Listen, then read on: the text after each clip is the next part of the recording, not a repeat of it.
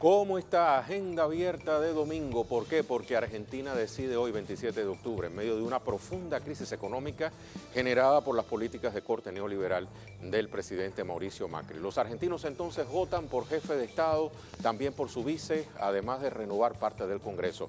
En redes le estamos consultando esto. Vamos a ver cuál es la pregunta de las redes. Argentina decide. Dice, ¿qué está en juego hoy en la Argentina con el voto en urnas?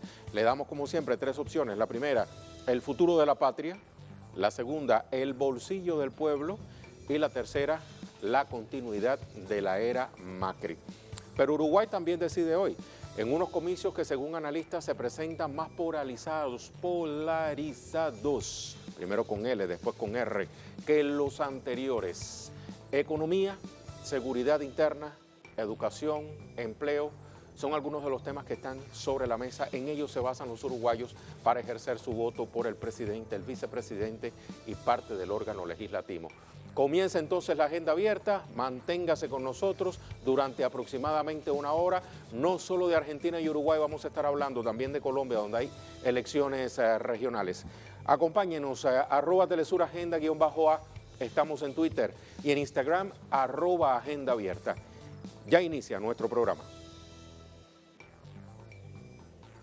Y comenzamos revisando páginas, comenzamos por casa, como casi siempre, Telesur. Argentinos acuden a las urnas para elegir a nuevo presidente. El sistema electoral argentino establece que para ganar la primera vuelta, el candidato debe alcanzar el 45% de los votos o el 40%, con una diferencia mayor a 10 puntos porcentuales con su rival más cercano. De lo contrario, se va a realizar una segunda vuelta el 24 de noviembre. Los candidatos que participan en esta primera vuelta surgieron de las elecciones primarias, las conocidas como PASO, primarias abiertas, simultáneas, obligatorias, el pasado 11 de agosto de 2019, al obtener el 1,5% de los votos válidos. En estos comicios, Macri suma un 32,08% de los votos, mientras que Alberto Fernández consigue un 47,65%. Tenemos otro sitio digital que consultamos, página 12. Macri no es Cristina, es un artículo que les recomiendo. Ahí se desmenuza 7 puntos de comparación entre la expresidenta, hoy senadora y además candidata a la vicepresidencia, Cristina Fernández, y el actual presidente, Mauricio Macri. Por solo mencionar uno de esos 7 puntos, dice este sitio digital, las incómodas comparaciones a la hora de la despedida. Buena parte del periodismo, sobre todo los apólogos de Mauricio, tienden a superponer sus imágenes. ¿Hay un destino paralelo para la ex y el actual presidente? La primera diferencia, solo esta le voy a mencionar. Cuando terminaba el segundo mandato de Cristina Fernández, los medios se empeñaban en asegurar que llegaba a su sucesor una pesada herencia, usted lo recordará. El problema para todos los analistas era que no había estallado, ni siquiera se manifestaba demasiado en la vida cotidiana de los argentinos. Por eso Macri aseguró que mantendría todo lo bueno, una frase que se usa mucho acá en Venezuela en las calles, todo lo bueno, te deseo todo lo mejor. Y por eso lo votaron. Cambiemos se hizo cargo de un país con evidentes problemas, aunque en marcha, que exigía correcciones, pero no amenazaba con cataclismos. Mauricio Macri se ha envuelto en el fracaso, triplicó la inflación de su antecesora, aumentó la pobreza y la indigencia, deprimió la economía y precipitó una nueva crisis de su deuda con su correspondiente default. Todo ello en el lapso récord de menos de 4 años, inconsciente del desastre que había provocado. Habría que ver si era tan inconsciente, ¿no? Hizo campaña prometiendo que en un segundo mandato haría lo mismo, pero más rápido. Aquí estoy entrecomillando, ¿no? La gente lo despertó con el cachetazo de las PASO. Esto plantea página 12. Y Tiempo Argentino, otro de los medios de ese país, titula Nueva Era, los argentinos definen en las urnas entre dos modelos de país. Los comicios nacionales de este domingo enfrentan a dos fuerzas políticas competitivas que polarizan casi el 80% del electorado y que en el contexto de una profunda crisis económico-social fundan sus propuestas en modelos de país opuestos. El veredicto decisivo de las PASO en agosto, siempre hay que recurrir a agosto, se combinó con la agudización de la crisis económica y la confirmación de que el candidato Mauricio Macri terminará su mandato con indicadores negativos en frentes clave como pobreza, empleo y desigualdad. En los últimos meses, el aspirante del Frente de Todos, Alberto Fernández, dialogó e intercambió con todas las corporaciones y grupos de poder, dio señales a los organismos de crédito internacional y sentó las bases de políticas de Estado como el Plan Argentina sin hambre. Son algunos de los medios que usted puede consultar a esta hora, están ya conectadísimos con esta jornada electoral. Entonces, la carrera hacia la presidencia de Argentina en los comicios de este domingo tiene entre sus protagónicos a los candidatos Alberto Fernández del Frente de Todos y su rival de Juntos por el Cambio, el actual gobernante Mauricio Macri. Pero otros partidos minoritarios participan también en la contienda. Vamos a ver cuáles son. Los binomios Alberto Fernández y la exmandataria Cristina Fernández como vicepresidenta encabezando el Frente de Todos. Y de otro lado, el actual presidente Mauricio Macri, en fórmula con el senador Miguel Ángel Pichetto, de Juntos por el Cambio, van con más fuerza hacia la presidencia y los mayores cargos políticos de Argentina en las elecciones de 2019. A la saga están otros partidos, con menos empuje, pero igualmente involucrados en lidia y representados por figuras principales. La formación Consenso Federal tiene como candidato presidencial a Roberto Lavagna, exministro de Economía, y el candidato a vice es el gobernador de Salta, Juan Manuel Urtubey. Su propuesta de gobierno apunta a impulsar el federalismo y poner en marcha una economía estancada desde hace años. El Frente de Izquierda Unidad cuenta con los diputados Nicolás del Caño y Romina del Pla, y entre sus propuestas se decantan por disolver el acuerdo con el Fondo Monetario Internacional, acabar con la precarización laboral e impulsar la legalización del aborto. En los comicios también participa el Frente NOS, encabezado por el ex militar Juan José Centurión y la abogada Cynthia Houghton, los cuales promueven la campaña contra el aborto legal, seguro y gratuito. Por el Frente Despertar va el liberal José Luis Espert, junto al periodista Luis Rosales, quienes impulsan la polémica baja de edad de imputabilidad a 14 años. Las diversas propuestas partidistas giran sobre el tema fundamental que enfrenta la Argentina, la recesión económica y la crisis. En una primera vuelta, el binomio ganador deberá acumular el 45% de los votos válidos o una diferencia de más de 10 puntos sobre el segundo lugar. De otra forma, deberán enfrentarse en el balotaje pactado para el 24 de noviembre.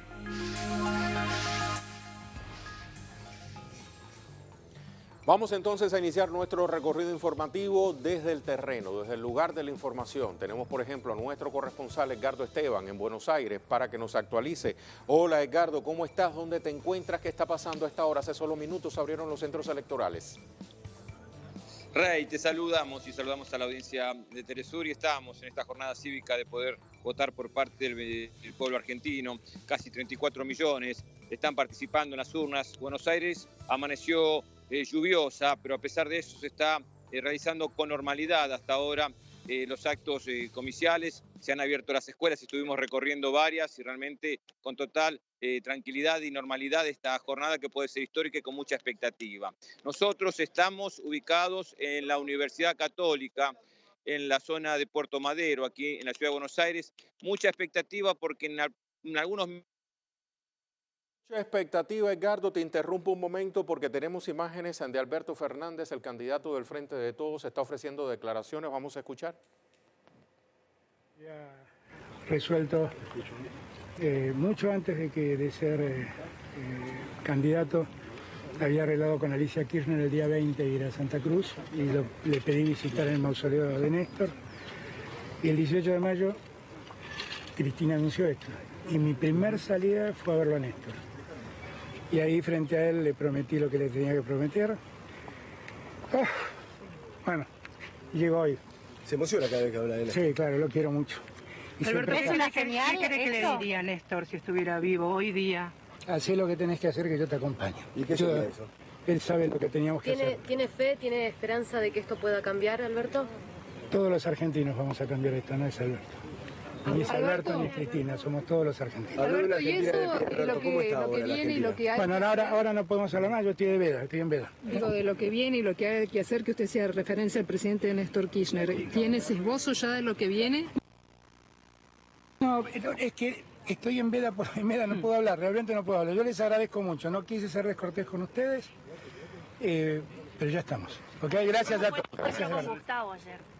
¿Gustavo? Santaolalla. Ah, espectacular, espectacular. No, pensé que me hablabas de Vélez. No. Un joven destacado como usted hace tantísimo tiempo. Gustavo Santaolalla es un hombre al que yo admiro mucho y sigo su música de siempre. Él lo sabe. Y siempre le cuento que había un tema de Arcoíris de Tiempo de Resurrección que era tocado en una guitarra de 12 cuerdas y ese año me fui a comprar una guitarra de 12 cuerdas solo para tocar ese tema. Y ayer lo tocamos un rato entre los dos. Tengo una gran admiración por él, es un músico extraordinario. Él conoce mi locura y mi admiración por Lito, pero me parece que la compartimos. Alberto, Eso de que no se va a encontrar, Alberto. Pero no puedo hablar, no puedo hablar, estoy en veda, les agradezco mucho. Gracias, estamos tranquilos. Cristina aquí a Capital hoy. Espero que sí, que Cristina después de votar venga para aquí. ¿El encuentro es directamente en el búnker con ella o tenemos...? Supongo que sí, no hable nada más. Gracias. Directamente en la UCA, Juan. Un momento de gentileza entonces que tuvo Alberto Fernández, candidato a la presidencia de Argentina por el Frente de Todos, visiblemente emocionado por algo que también sé que se conmemora, quiero decir, este domingo para los argentinos y para el mundo, y tiene que ver con la figura de Néstor Kirchner. Entonces es una jornada muy simbólica esta de votación, Edgardo, ¿cierto? Sí, es así, Rey. Hoy se cumplen 9 años del fallecimiento del expresidente Néstor Kirchner, ¿no? Un día simbólico para lo que es la militancia del kirchnerismo, del peronismo. Democrático que acompaña de alguna forma la elección de Alberto Fernández de poder en el histórico. Hoy no podemos todo, estamos escuchando ahí y ahora estamos tratando de ser ubicados en la identidad católica, decían, de las pocas cuadras de la Casa de la tenía un puerto presivo de seguridad por un lado y también de otros medios de prensa armado su voto en esta jornada electoral. La expectativa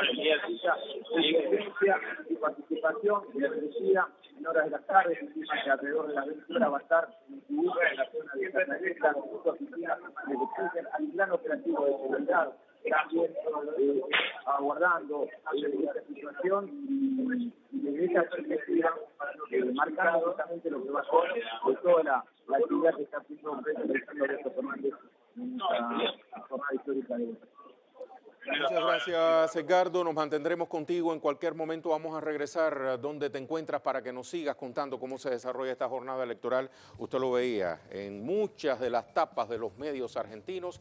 Hoy están ilustrando y titulando así el día. Importante ese símbolo también para los argentinos, sobre todo aquellos que tienen un sentimiento hacia el progresismo. Adriana Sibori, nuestra enviada especial a la Argentina, también nos complementa la información hoy. Es muy grato saludarte, Adriana, a través de la línea telefónica. Cuéntanos, ¿qué está pasando? Hola, Rey. También es muy grato saludarte a ti, a los televidentes de Telesur en América Latina y del mundo. Bueno, ¿qué está pasando? Ya lo dijimos, abrieron los centros de votos a las 8 de la mañana en ese país. Ya vimos lo que decía el candidato por el Frente de Todos. Bueno, está en veda, por eso no podía hablar. ¿Y qué significa la veda electoral en ese país? O que más bien, Rey, ¿qué es lo que trae la veda electoral? No se puede hablar, los candidatos no pueden dar propuestas a ningún elector, tratar de convencer, no puede haber ni siquiera un estiquecito en ningún lado, 80 metros, más de 180 metros de ninguno de los partidos, de ningún símbolo para que veas. Las redes, Rey, también están incluidas en eso, pero lo increíble lo real es que no hay ninguna ley, no hay nada que regule esto de las redes sociales. Entonces las redes están bien activas en todo lo que significa y todo lo que está haciendo este proceso electoral. Nosotros estamos esperando, ya está votando, por supuesto, Alberto Fernández, el presidente Mauricio Macri, que es candidato oficialista, él votará al mediodía. Pero nosotros hemos estado recorriendo diferentes centros de votación. Y bueno, ¿y qué es lo que encontramos? Gente votando de las 8 de la mañana. Había en algunos centros de votación, había fila desde afuera, otros que empiezan a llegar de a poco las personas. Pasamos en un instituto que se llama Instituto Presidente Roca, de prácticamente 3.000 votantes ahí, bastante activo, te puedo decir. Y uno de los votantes nos decía, bueno, que la esperanza para él de hoy es que todo esté en paz, que salga todo bien. pero decía que se arregle todo esto, todo el país, bien decían los números, pobreza aumentada, desempleo en aumento, inflación, y sobre la inflación decía él, recordemos que el peso en estos días superó una devaluación prácticamente de 3 puntos en el último día antes de este sábado, y bueno, dice, los argentinos, decía el votante, estamos asustados, pero con la convicción de que todo esto a partir de quien sea presidente, quien gane las elecciones, sea quien sea, decía, porque no nos decía por quién iba a votar, bueno, que se resuelva este problema. Y te voy a hablar un poco de lo que son los números. Son 100.000 urnas las que hay acá, más de 14.500 o 14.500 centros de voto en todo el país, 100.000 efectivos cuidando esas elecciones, y bueno, lo que se espera, Rey, es que prácticamente a las 12 de la noche, o antes de las 12 de la noche, Argentina sepa quién es el próximo presidente. Interesante esto porque analistas coinciden en todo este tema, que no solo Argentina decide por nacionalmente, pero esto influye también en América Latina, cómo queda el mapa geopolítico de América Latina. Entonces no es importante solo para los argentinos, sino también para el continente. Así están las cosas. A 1 hora y media de que abran los centros de que hayan abierto los centros de votación, cierran a las 6 de la tarde, esperando entonces que termine de votar el candidato Alberto Fernández, para que vote después el candidato oficialista y presidente Mauricio Macri, así en tanto los demás candidatos. Rey. Muchísimas gracias, Adriana. Importantísimo eso que decías de cómo influirán estos comicios en la geopolítica regional, incluso a nivel mundial. Es algo que voy a someter a análisis a continuación con mi invitado Jorge Kreines, especialista en temas del Medio Oriente, director del portal Pulso de los Pueblos, y también desde Argentina, evidentemente nos va a dar su perspectiva puertas adentro. Entonces, Jorge, bienvenido a nuestra agenda abierta. Muchísimas gracias por estar con nosotros. Vamos a comenzar hablando de lo interno. ¿En qué contexto se dan estas elecciones en la Argentina? Elecciones que no solamente tienen que ver con lo presidencial y vicepresidencial, sino que también se está renovando una parte importante del Congreso. Pero evidentemente los portales de prensa, la opinión pública se está concentrando en lo de mayor impacto, y es: ¿continuará la era Macri o vendrán vientos de renovación, vendrán vientos de un verdadero cambio, ese cambio que Macri prometió pero que no cumplió, o si lo cumplió en reversa? Jorge. Sí, buen día, Rey. Efectivamente, como tú dices, en esta jornada se dirime el curso futuro de la Argentina, si continuará sometida al modelo neoliberal que trajo pobreza, desempleo, cifras de crisis de las finanzas del país, un gran endeudamiento, restricción a las libertades públicas, o si el país verdaderamente vivirá una transformación apuntada a resolver en lo inmediato los graves problemas que ha dejado el presidente Macri y encarar una perspectiva de país soberano, independiente, y de un gobierno que piense más en los problemas de su pueblo que en los beneficios para las grandes corporaciones, el sistema bancario, minero y agroexportador, como ha ocurrido en estos casi 4 años de gobierno del presidente Macri. Es muy fuerte la opción, es muy polarizada, y aquí todo el aire que se respira indica una victoria del Frente de Todos, un frente muy amplio, muy heterogéneo, con mucha diversidad, que se ha constituido para terminar con este statu quo en la Argentina y abrir una nueva perspectiva. Todos los encuestadores absolutamente todos dan al Frente de Todos, no solamente por arriba del 45% necesario para evitar una segunda vuelta electoral, sino que dan incluso por arriba del 50%, y con una diferencia de entre 15 y 20 puntos a favor del candidato opositor. Así que esto es lo que nos dice la calle, esto es lo que dicen las encuestas. Esto es, por otra parte, lo que genera una gran expectativa en toda América Latina. Aquí han llegado acompañantes electorales de distintos países que están aquí observando este proceso electoral, Rey. Hay una fuerte polarización, decías, Jorge, polarización que se vino acrecentando, incluso patentizando en las denominadas PASO de agosto, consideradas por muchos como la primera vuelta, la verdadera primera vuelta de estos comicios, aunque es hoy, en realidad y legalmente hablando, la primera vuelta de las elecciones generales en la Argentina. Sí, las PASO que en verdad fueron pensadas para resolver democráticamente las situaciones, las candidaturas internas de cada partido o alianza, en este caso resultaron ser más una gigantesca encuesta que una de elección interna de los partidos o alianzas.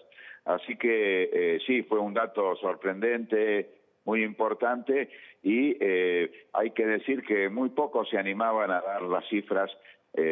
Hubo mucha cautela, se pensaba que la diferencia iba a ser menor, pero bueno, 20 puntos de diferencia en el principal distrito, la provincia de Buenos Aires, y cerca de 15 o 10 en el resto del país, indica que, bueno, ese resultado tendrá que repetirse e incluso algunos dicen que mejorarse para la coalición opositora Frente de Todos, Rey.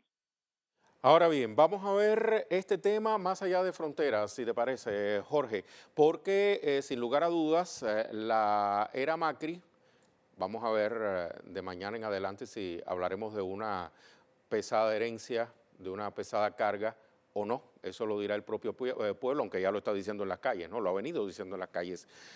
¿Ha influido en la geopolítica regional? Te pregunto, ¿de qué manera? Bueno, creo que la tendencia general de América Latina en este momento, donde hay una enorme participación popular en los espacios públicos, en las plazas, en las calles, en contra del neoliberalismo y la cercanía de la Argentina que tiene una larga frontera con Chile, donde en este momento hay una gran repulsa a las políticas del presidente Piñera, gran amigo de Macri, y también el resultado electoral en Bolivia, donde el hermano pueblo del altiplano ha revalidado la presidencia, el mandato de Evo Morales, son datos muy, muy importantes que sumados a las grandes movilizaciones, como decía, que hay en Chile, que se producen en Ecuador, en Haití, en Honduras. Bueno, es un momento de crisis del neoliberalismo que no ha podido imponerse, estabilizarse en nuestra región, y eso entiendo que también es un marco favorable que permite, por un lado, que Argentina se sume, en este caso por la vía electoral, a este grito antineoliberal que recorre toda América Latina, pero también no solamente sumarse, sino contribuir, dar un espaldarazo fuerte a las aspiraciones de los pueblos de terminar con este flagelo. Y será muy importante incluso en el marco latinoamericano, particularmente, el cambio de política con relación a Venezuela que sostenta el candidato presidencial Alberto Fernández. Él dice que Argentina debe retirarse del nefasto Grupo de Lima, más conocido como Cártel de Lima. Eso marca evidentemente una postura totalmente radical respecto a lo que ha venido diciendo el presidente Mauricio Macri, que se concentra entonces en lanzar ofensas contra el gobierno del presidente Nicolás Maduro. En cambio, como bien acabas de plantear, el candidato a la presidencia, Alberto Fernández, dice que no, que debe irse de una del Grupo de Lima, sí, país, la Argentina. Debe irse del Grupo de Lima y debe integrarse al mecanismo de Montevideo, donde participan México y Uruguay, para una salida pacífica, dialogada, con respeto a la Constitución venezolana, para que el tema sea resuelto entre los venezolanos sin ninguna injerencia extranjera y mucho menos militar. Con mucho énfasis, el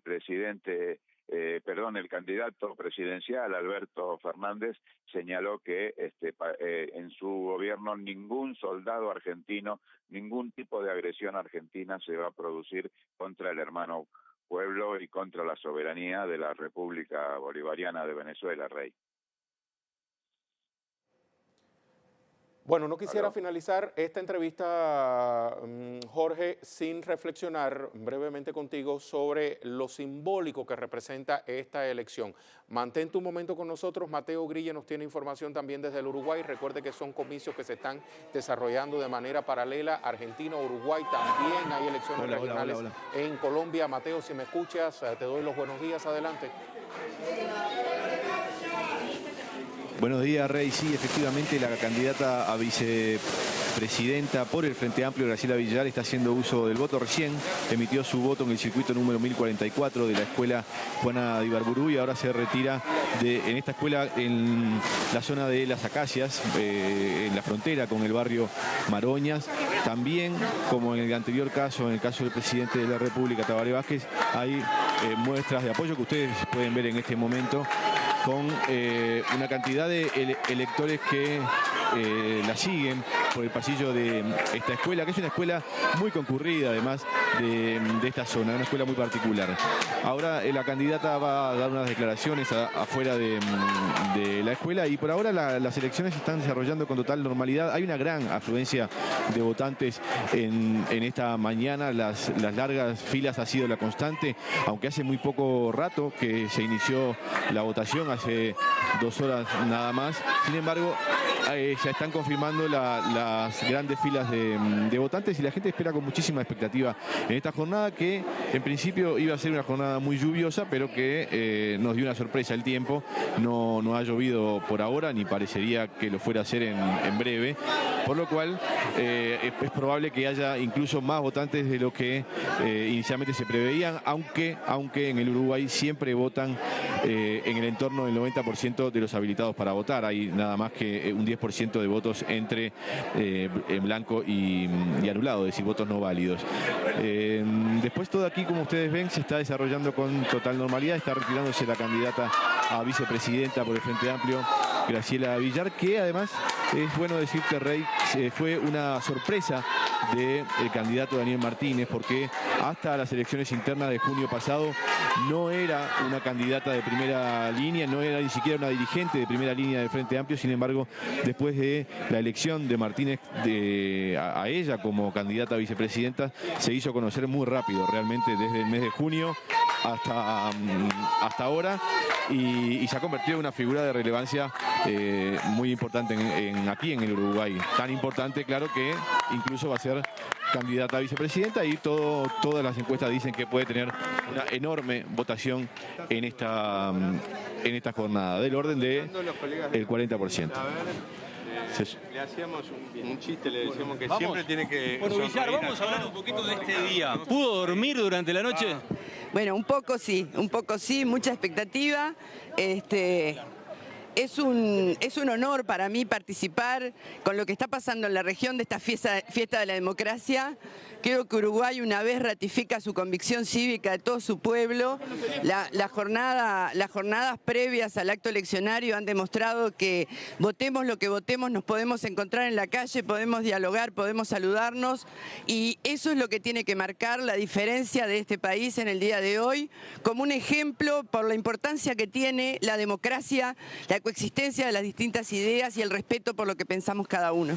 Yo vengo profundamente emocionada porque hay diferencias sustantivas, pero a la hora de defender la democracia, garantizar su participación y el respeto de cada uno de nosotros, es un plus que para nosotros es como tener un brillante que tiene que ser un ejemplo para el mundo. ¿Cómo fue la campaña? Villar, la campaña fue apasionante, intensa, hablaba de los jueguitos, recorrí los lugares más ignotos de ese país, donde encontré ciudadanos de cara a lo que pasa en Uruguay con ganas de participar. Y bueno, yo que quería legitimarme frente a la población uruguaya, creo que lo logré con creces. ¿Habló con Martínez esta mañana? Hablé con Martínez esta mañana, además recibió a su hija de Estados Unidos hoy, está también en esto de rodearnos de familia, que es lo que más importa. ¿Qué le dijo a Martínez hoy? Vamos arriba, compañero, fue lo que le dije. En el día de hoy no puedo decir otra cosa. ¿Qué espera decirle esta noche? Vamos arriba, compañero. Vamos por la mayoría parlamentaria. Si tenemos un balotaje, convocaremos a la población a seguir trabajando. estamos imbuidos en esta fiesta democrática y en seguir adelante con todo este proceso. ¿Se aprueba la reforma constitucional? Bueno, será poner pienso y ver cómo lo abordamos. Su jornada en el día de hoy.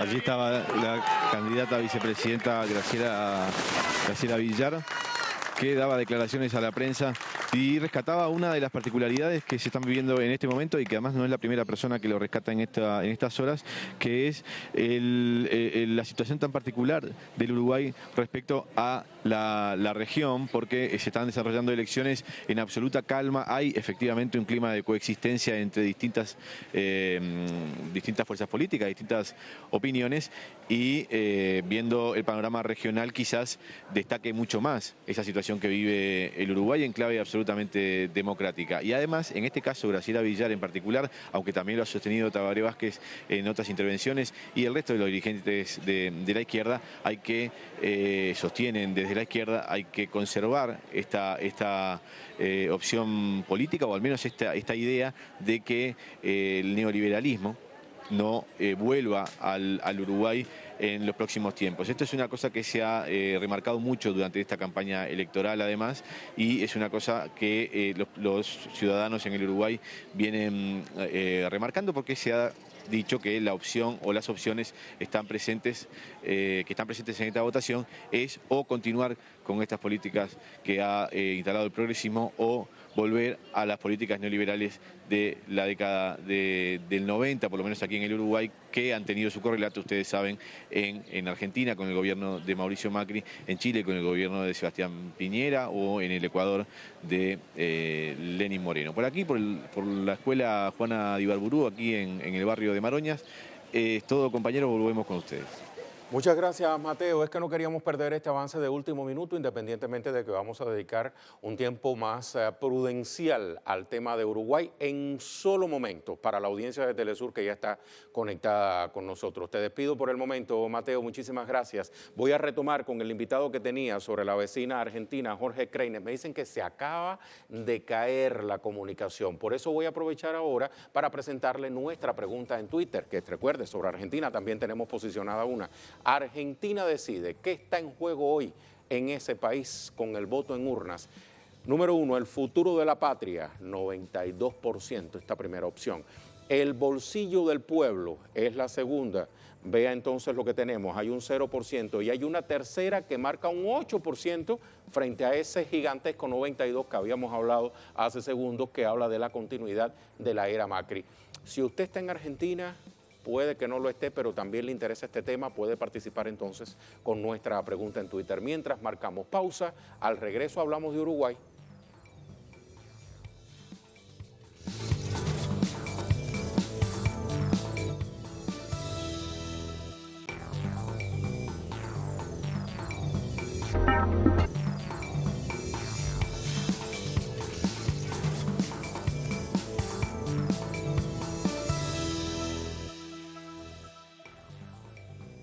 Como le decía, al regreso de la pausa hablamos de otro país que también está en clave electoral, Uruguay. Vamos a revisar, por ejemplo, que dice el portal 180. Uruguay vota presidente y parlamento. Las mesas de votación estarán abiertas hasta las 19:30 con la posibilidad de extender la apertura hasta las 20:30 si aún hay gente en el local. Se estima que el resultado se conozca antes de la medianoche, según todas las encuestas previas. Lo más probable es que el presidente no se defina este domingo y haya que esperar a una segunda vuelta en noviembre entre Daniel Martínez y Luis Lacalle Pou. También se estima que ningún partido va a tener mayoría parlamentaria. Esta es la información entonces que se está manejando respecto a Uruguay. En Instagram, por ejemplo, tenemos Canelones Ciudad. Personas con discapacidad podrán votar en circuitos accesibles mediante un voto observado. Todas las personas con algún tipo de discapacidad que le impida acceder al circuito que le corresponda este domingo 27 lo podrán hacer por primera vez, podrán realizar el sufragio en un circuito accesible. Información entonces que tenemos en Instagram, pero en Colombia, yo se lo comentaba anteriormente, hay información sobre las elecciones regionales. Sucede que el presidente Duque forma parte de esta votación como parte de la sociedad colombiana, evidentemente, allí lo vemos, ejerciendo entonces su derecho al voto. Leemos, por ejemplo, el cintillo de este medio que estamos consultando: el señor presidente de la República llega al Capitolio Nacional a ejercer su derecho al voto. ¿En qué contexto se dan estas elecciones en Colombia? Bueno, un contexto que Telesur no se cansa de reiterarle, de violencia política, sobre todo a lo interno, en las regiones, en los departamentos, y hacia quienes se focaliza esa violencia política. Bueno, sobre todo a líderes indígenas y exguerrilleros de la FARC-EP, hoy partido FARC. Muchos de estos guerrilleros han sido desmovilizados y reincorporados al proceso de vida civil y política. En ellos se concentra un número altísimo de asesinatos, de amenazas contra la vida de ellos y sus familiares. Si hacemos un análisis, por ejemplo, del mapa de Colombia, vemos que esta violencia se concentra también mayoritariamente en los departamentos del Pacífico.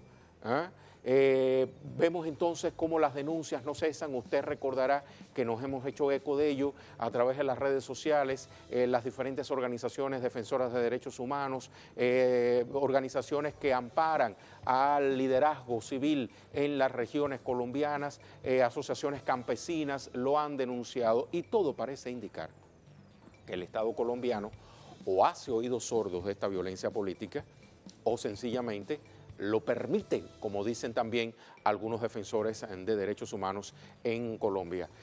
Imágenes en vivo entonces, ejerce su derecho al sufragio desde el Capitolio Nacional en Bogotá. En estas elecciones regionales 2019 hay una etiqueta posicionada en Colombia: yo elijo. Telesur también tiene la suya, Colombia decide. Usted nos puede seguir a través de las redes sociales, a través de nuestro sitio digital www.telesurtv.net en español, también Telesur English. Tenemos también posicionada esta información. El presidente Duque ofrece declaraciones, lo escuchamos. Del presidente de la República, el señor Iván Duque Márquez. Mientras ofrece las declaraciones, nosotros por acá seguimos comentando que en medio de un contexto muy convulso, Colombia va a las urnas, no a elegir presidente y vicepresidente. Eso pasó hace muy poco en la historia reciente de ese país, y por esa razón está Iván Duque en Casa de Nariño, sino el voto regional. Se eligen a representantes locales en ese país de América del Sur, un país que también forma parte del Grupo de Lima, por tanto adversa contra Venezuela, adversa contra la revolución bolivariana en la figura del presidente Iván Duque. Muchos analistas dicen no es el presidente Duque, por boca de Duque quien habla es el expresidente, hoy senador Álvaro Uribe Vélez. Así están las cosas en Colombia. Vamos a ver los resultados, qué va a resultar de esta votación regional. Importante también seguir muy de cerca la afluencia a las urnas. Hay que ver cómo se comporta el índice de abstención, sobre todo en esos departamentos que son objeto de asesinatos a líderes sociales, a sus representantes locales. Hay que ver incluso cómo se manifiesta el pueblo, votos en contra, qué partidos podría tomar la delantera. Hay que ver entonces cómo los representantes locales pudieran llegar a ejercer cargos en esas circunscripciones. Más de 36 millones de votantes fueron habilitados para estas elecciones locales, donde se vota por gobernadores y legislaturas de departamentos, también alcaldías, también los concejales, ediles municipales. El organismo encargado de organizar los comicios, la Registraduría Nacional, ha informado que en total se eligen 1.101 alcaldes, 32 gobernadores, 1.001 consejos municipales, 32 asambleas departamentales y 1.040 juntas administradoras locales. Pese a la conformación de nuevos partidos políticos, los ya tradicionales mantienen el mayor número de candidatos, como el liberal, que cuenta con 12.522 aspirantes, y el conservador, que suma 11.693 aspirantes. Habla el presidente Duque. Patricia Gutiérrez, a la doctora María Paula Correa, jefe de gabinete de la Casa de Nariño. Quiero decirles que estamos cumpliendo nuestro deber con Colombia. Estamos cumpliendo con el ejercicio del derecho al sufragio y estamos hoy participando activamente en el fortalecimiento de nuestra democracia. Esta debe ser una jornada alegre, entusiasta, participativa, donde triunfe una vez más la solidez de nuestra democracia. Esta es una elección que tiene cerca de 117.000 candidatos. Es la elección regional con más candidatos en la historia de nuestro país. Y esto implica que tengamos en todo el territorio nacional un trabajo mancomunado de institucionalidad, de Estado.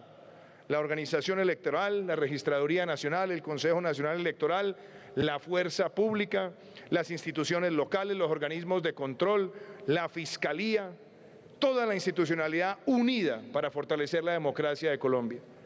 Quiero decir que en este proceso se han puesto en marcha distintas plataformas de seguimiento. La plataforma Uriel, para tener las denuncias oportunas de cara a garantizar la mayor transparencia de todo el proceso electoral. Se puso en marcha el plan Ágora, un plan que tiene no solamente la institucionalidad coordinada, sino que garantiza la protección de todo el proceso electoral desde el punto de vista de seguridad física, pero también de seguridad electrónica y cibernética.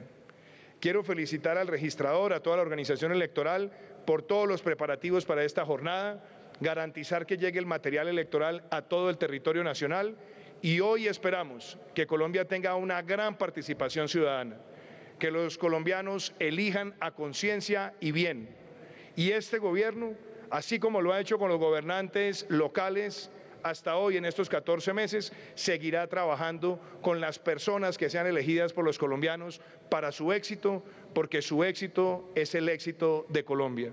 De tal manera que invito a todos los colombianos a votar masivamente, a votar temprano y a que hoy salga fortalecida la democracia colombiana.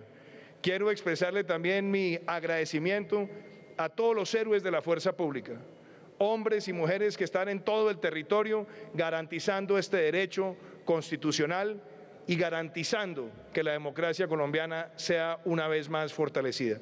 Con todo esto, los invito hoy a que Colombia masivamente en las calles elija sus gobernantes locales. Muchísimas gracias. Eran las palabras entonces del presidente Iván Duque Márquez, presidente de Colombia, después de ejercer su derecho al sufragio.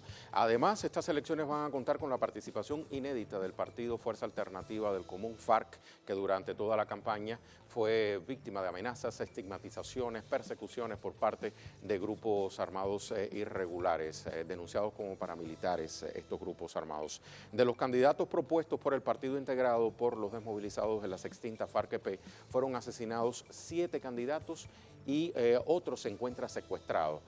La misión de observación electoral registró desde julio pasado 108 casos de violencia contra candidatos, la mayoría de ellos en zonas alejadas que antes dominaban la FARC-EP y a las que nunca llegó el Estado después de la firma del Acuerdo de Paz de noviembre de 2016.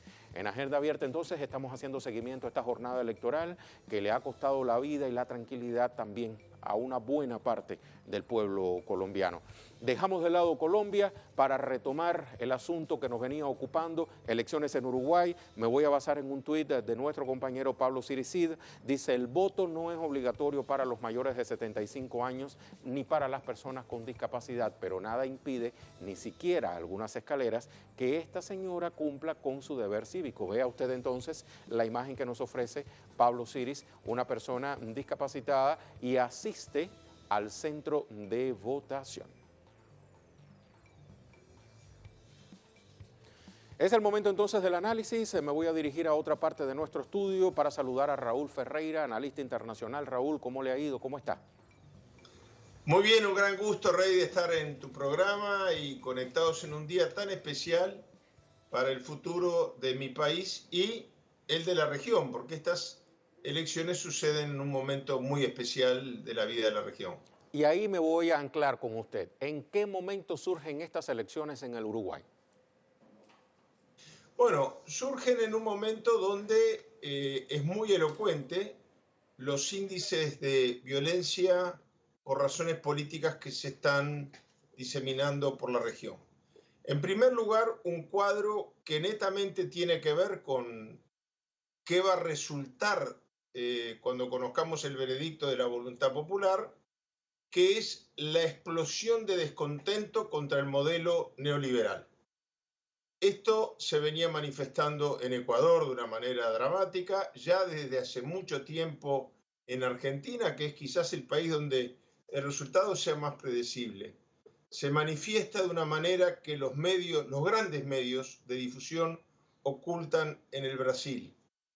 Y a uno le llamaba la atención porque ha sido el más prolongado de los procesos de consolidación del neoliberalismo, la realidad chilena. Y como era de preverse, el estallido en Chile fue tremendo. Lo que ocurre en Chile ha tenido, vamos a ver los resultados, yo no voy a hacer adivinanzas, pero sin lugar a duda ha tenido un impacto muy grande, Rey, en la opinión pública nacional. Por dos razones. En primer lugar, porque es la confirmación de que estos modelos neoliberales terminan en un momento que la gente dice basta. Basta el hambre, basta la marginación, basta la falta de educación, queremos inclusión, queremos ser oídos. Es muy curioso como en 24 horas el presidente Piñera pasó de tratarlos de delincuentes internacionales motivados desde el exterior a pedirles perdón porque realmente se habían olvidado, él y los demás partidos que han rotado en el gobierno, de las grandes mayorías populares. Esto tuvo un impacto muy grande en Uruguay. Pero la otra cosa, en Uruguay, además de elegirse en el día de hoy los legisladores y la eventualidad de una segunda vuelta si ninguno de los candidatos obtuviera el 50% más uno, la reforma constitucional para darle funciones policiales al ejército. La manifestación más grande que recuerde el país en su historia fue el miércoles pasado en contra de esta reforma constitucional. Y parece bastante claro desde mi punto de vista que esta expresión de repudio a darle funciones policiales a los militares fue muy influida por los sucesos que tenemos la tristeza de ver a diario en Chile. Aprovecho este paréntesis, Raúl, Juan Raúl, corríjome el nombre, para reflexionar con usted una expresión que recientemente expresaba ante los medios. Voy a entrecomillarla porque son palabras suyas. La calle Pou representa los intereses de la ultraderecha. Estaba hablando usted de Chile. Justamente por las políticas de la ultraderecha en ese país es que el pueblo se lanzó a las calles. ¿Se ha visto el pueblo uruguayo en ese espejo? Yo creo que sí, Rey. Acá hay un refrán que dice a confesión de partes, relevo de pruebas. Es una máxima jurídica además. Pero el tema no es que lo haya dicho yo en un análisis previo. El tema es que hoy es confeso y público. El candidato de la calle Pou ha dicho que en caso de ganar haría una alianza gubernamental con el nuevo, experiencia inédita en Uruguay, partido militar encabezado por quien está ahora en manos, sometido a un juicio por ocultamiento de la verdad en los crímenes de lesa humanidad en la época del terrorismo de Estado. Bueno, ese comandante en jefe destituido por Tabaré Vázquez es candidato a la presidencia de la República y la calle Pou lo ha definido como su principal aliado político para la conformación de un gobierno en el que no va a tener, en caso de triunfar, mayorías parlamentarias. El único que podría llegar a tener mayorías parlamentarias sería el Frente Amplio, que va a ser, sin lugar a duda, esto no lo discute nadie, la fuerza más votada. El tema es, si no llega, es muy exigente, Rey, acá en Uruguay la legislación. En Argentina, por ejemplo, si se supera el 40 con un 10 de diferencia, lo mismo que en Bolivia, no hay segunda vuelta. Acá hay que obtener el 50% más uno del total de votos emitidos, incluyendo los votos nulos y en blanco, o sea, prácticamente imposible. Pero esto de describir a la calle Pou como la expresión de la ultraderecha, repito, a confesión de partes, hace pocos días se reunió en Montevideo el Parlamento del Mercosur y el diputado que representa el partido del presidente Bolsonaro de Brasil dijo explícitamente en su discurso que hay una alianza de los partidos de ultraderecha y terminó sus palabras diciendo: viva la derecha en América Latina, viva Piñera, viva Bolsonaro, viva Macri, viva la calle Pou. Ni siquiera, esto es digno de resaltar, Rey, ni siquiera se refirió a la ultraderecha refiriéndose al partido militar de gente que reivindica los crímenes de lesa humanidad, etc. Lo dijo con nombre y apellido, refiriéndose que el candidato de ellos, el candidato de la derecha, es la calle Pou. Entonces, en este contexto regional, evidentemente estábamos esperando, dentro de la tranquilidad con que se desarrolla, yo ya cumplí mi deber ciudadano, dentro de la tranquilidad con que se desarrolla el acto electoral desde tempranas horas de la mañana, bueno, los que no queremos vivir la misma experiencia que hoy se vive en Chile, que hoy se vive en Argentina, que se vive en Brasil, que se vivió en Ecuador, un intento, no quiero prolongarme, Rey, pero es muy triste que el secretario general de la OEA, Luis Almagro, haya tratado de generar una misma situación en Bolivia. No estamos hablando de Bolivia hoy, pero quiero señalar esto. No hay una sola urna cuestionada. No hay una sola acta electoral cuestionado.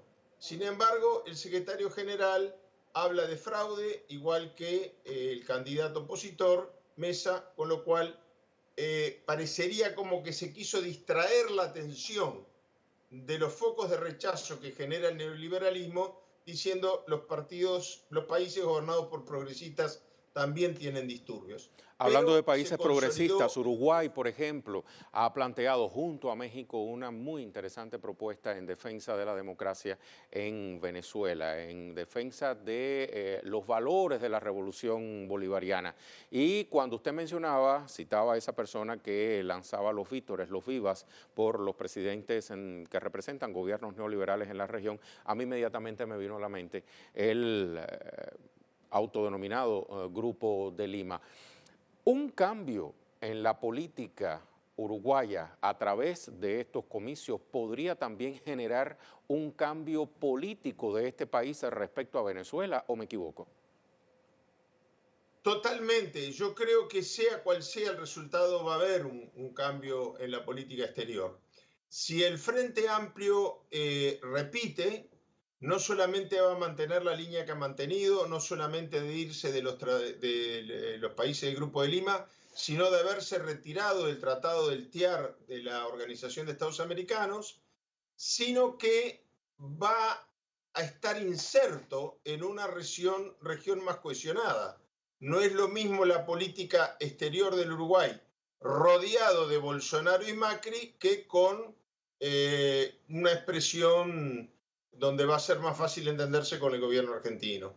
Pero si llega a ganar la derecha, ya ha anunciado su deseo de reincorporarse al Grupo de Países de Lima y ya ha anunciado lo que es violar la propia tradición del partido que lo lleva como candidato al doctor Lacalle Pou, ha anunciado su apoyo a la intervención del TIAR en Venezuela. Esto es para Uruguay tremendo, porque más allá de tener una raíz y un origen hace 170 años de tipo conservador, el Partido Nacional, el Partido Blanco, el partido que representa a la calle Pou, históricamente se ha opuesto por nacionalista drásticamente a cualquier intervención norteamericana. Quiere decir que cualquiera sea el resultado de la elección va a tener consecuencias en Venezuela. Vamos a tener una política con mayor libertad de acción aún y en la misma dirección que ha mantenido Uruguay si vuelve a ganar el Frente Amplio, y va a haber un retroceso muy duro si gana la calle Pou. Bueno, Juan ¿Qué Raúl, son los dos candidatos? Gracias. Vamos a decir las cosas con franqueza que disputan la presidencia en términos reales. Tal cual. Muchísimas gracias, Juan Raúl, por sus reflexiones para este espacio. Un gran gusto y un abrazo muy grande a Víctor Hugo de mi parte. ¿Cómo no? Será dado. Hasta muy pronto. Vamos a avanzar. Estábamos hablando también de Colombia, que está decidiendo hoy a nivel regional. Tenemos a Hernán Tovar para que nos actualice. ¿Cómo estás, Hernán? Recién veíamos al presidente Duque ejercer su derecho al voto, pero cuéntanos, ¿qué más está pasando en ese país?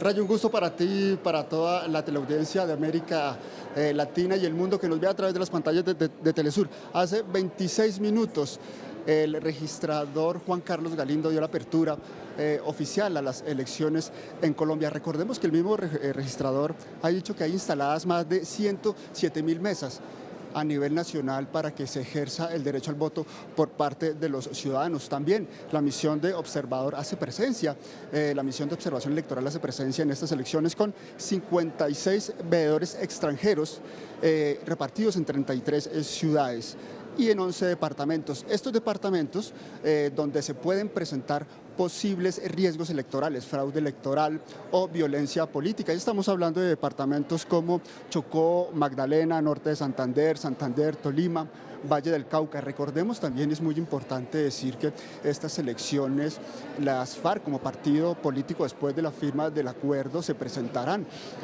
Muy importante porque desde las regiones es donde se presenta el desarrollo para la proyección para los municipios. Entonces esto es muy importante porque las FARC como partido político ya hace presencia en la democracia en Colombia. Muchísimas gracias, Hernán. También estaremos pendientísimos de lo que pueda ocurrir en Colombia durante las próximas horas en este contexto electoral.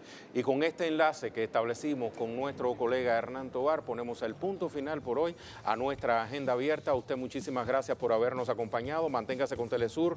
Mucho que contarle tenemos en clave electoral, porque Latinoamérica decide y Telesur está presente.